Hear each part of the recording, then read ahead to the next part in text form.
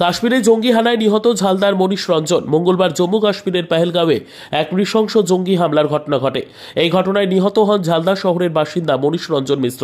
ঝালদা শহরের ৫ নম্বর ওয়ার্ডের পুরনো বাগমুন্ডি রোড এলাকার বাসিন্দা মনীষ কেন্দ্রীয় সরকারের স্বরাষ্ট্র মন্ত্রকের অধীনে গোয়েন্দা বিভাগের আধিকারিক হিসেবে হায়দ্রাবাদে কর্মরত ছিলেন।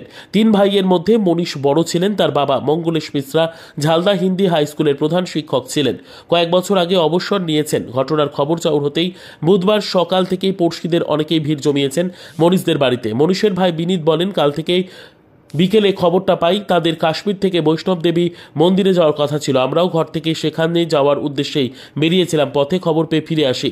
শোকে মুহ্যমান মনীষের বাবা মা কান্নায় ভেঙে পড়েছেন তারা। ওরা গিয়েছিল আপনার কাশ্মীর ঘুরতে, ফ্যামিলি ট্যুর ছিল ওদের। আর এখান থেকে আমরা খবর পেয়েছি যে মাস্টার মশাই পুরো ফুল ফ্যামিলি ওখানে যাবে, বৈষ্ণোদেবী দর্শন করবে।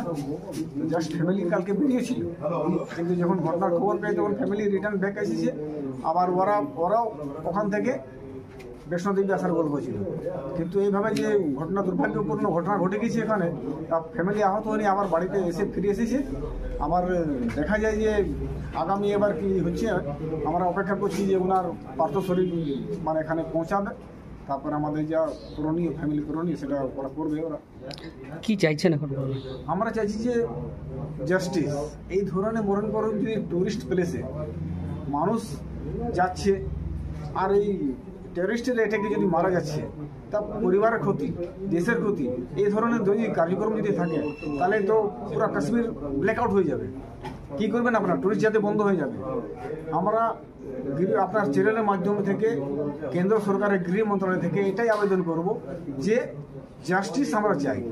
এই ধরনের যেটা 20-25 জনে যে আমাদের কাছে রিপোর্ট এসেছে, যারাকে নাম জিজ্ঞাসা করে ওখানকার এবারকে অ্যাটাক করে মারা হয়েছে, হত্যা করা হয়েছে, এটা নিয়ে আমরা একটা চাইবো যে কেন্দ্র সরকার কোনো কড়া স্টেপ নেই।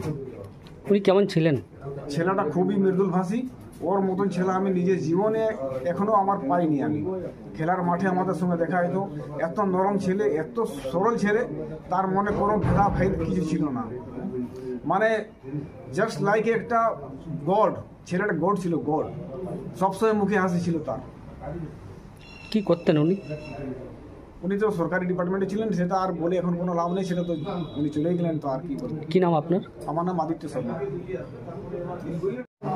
নিউজ পেলাম যে দাদা গেছিল ঘুরতে ওখানে, খবরে ফোন করে জানালেন যে উনি নিয়ে।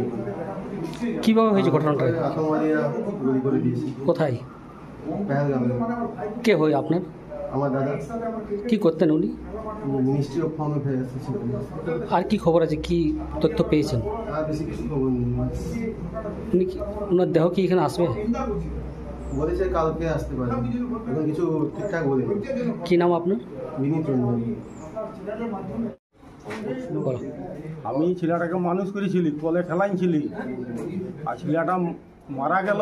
মন মেজাজ আমার ভালো নাই, কিন্তু জিনিস আছে এটা যেমন মারে গিয়ে সেই যেমন অ্যাকশন নেই মোদী সরকার, এটাই হইল আমার বলবার। কি নাম আপনার? সন্তোষ চালক।